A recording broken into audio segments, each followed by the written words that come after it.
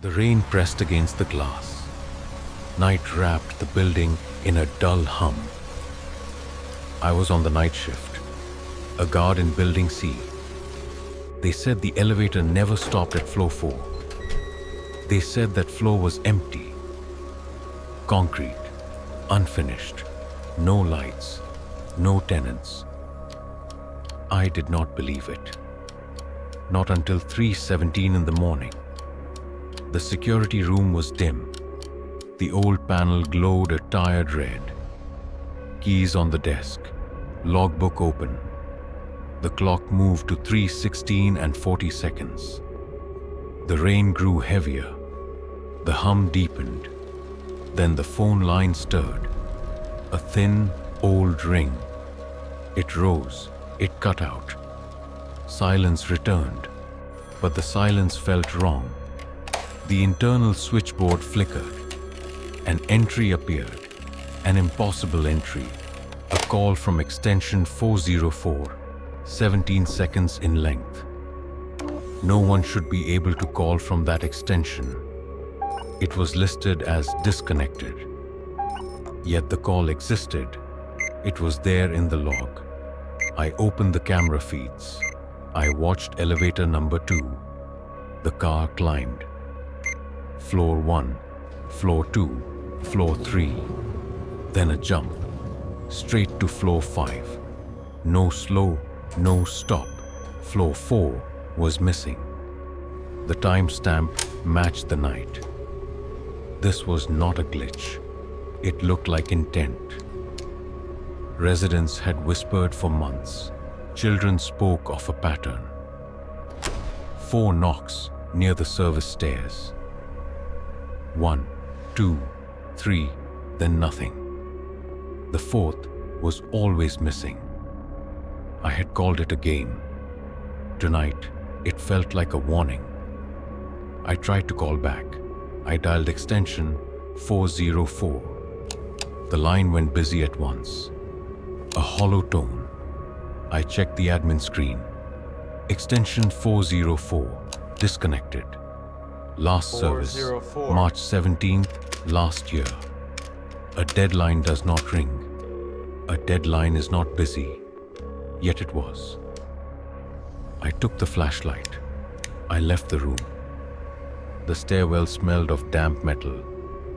I climbed to floor 4. The corridor was darker than the rest. Only the emergency lights burned dull and yellow. I checked the small thermometer I carried. On floor 3, it had read 22 degrees. Here it fell, 19 degrees, a drop of 3 degrees. The chill felt wrong. It felt deliberate. I walked slowly. My steps echoed. The silence pushed back. Then a whisper brushed my left ear. A child's voice, soft and thin. I watched the tiny recorder in my hand.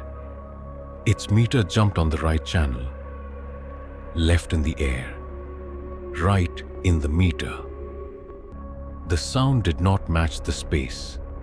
It crossed through me, or around me. I could not tell. Room 404 waited at the end. The door looked ordinary. Old seal, yellowed edges, glue peeling. I leaned toward the peephole. The lens was dusty. The room inside was dark. Something shifted. A figure too small to name, not centered. Off to the side, pressed close to the inner wall. A rule of the night came back to me. Do not open a door if what you see in the peephole is not centered. I did not touch the lock. My hand hung in the air. The lock clicked by itself. The heavy door moved inward. Cold air slid out and wrapped my face. Damp, old. A hint of mold. My eyes caught the wall clock. 3:18 and 21 seconds. The numbers trembled. They reversed. 3:17 and 21 seconds. 1 minute gone. Time folding back on itself. My heart hit the inside of my ribs. The sound was louder than the hall. Something slid across the floor from the dark inside. A small card. It stopped at my shoe. I picked it up. A guest access card. Room 404. An expiry printed beneath. March 17th. The same date as the line disconnection.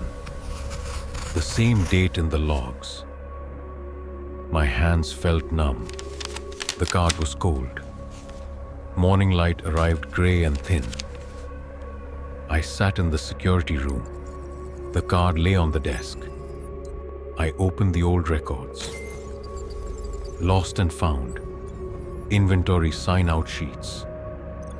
I searched for the number. 404. I searched for the date. March 17th. Oh my God. There it was. A guest card issued a year ago. Never returned. The name of the guard on duty that night was faded. The photo beside it was worse. A black and white headshot drowned in shadow. Eyes hidden. He had gone missing on March 17th. No trace. No report answered.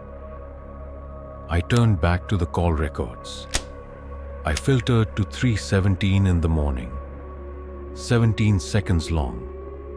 The source line appeared in plain text. Source: Security Room. Extension number 1. 3:17 and 4 seconds. My phone. My desk.